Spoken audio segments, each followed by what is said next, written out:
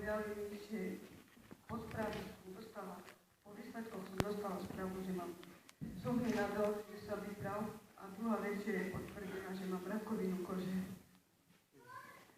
Modlila som sa k Bohu, potom som prestala dúfať, som stále plakala, bola som v strese.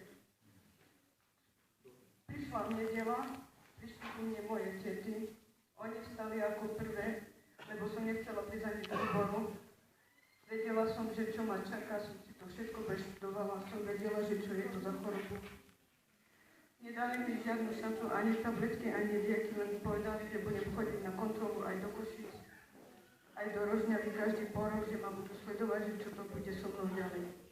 No ja som prišla do zboru, ďaká Bohu, že som prišla s mojimi deťmi. Bol tam aj pastor, ktorý nám tu poslal Boh, to bolo v ten deň, keď som nechcela prísť. Bol to pán pastor Oskar. Som mu povedala, že o akú chorobu ide a on mi povedal dobrú správu. Že donesiem zajtra, že ja donesiem správu s lekárskym nálezom, na ktorej rakovina nie je. Tak sa stalo. Šla som v pondelok na kontrolu, zrobili mi všetky vyšetrenia. Išla som za pani doktorkou, bolo už neskoro, ona práve odchádzala. A sestrička ma poznala, vedela, že sa bojím, tak mi povedala, že ma vezme dnu. Som išla za pani doktorkou a doktorka sa pozerala na mňa, jak sklepala do stroju a pozerala na moje výsledky. Potom som sa pozerala na ňu, som sa triasla a som sa bala, čo mi chce zase druhé povedať.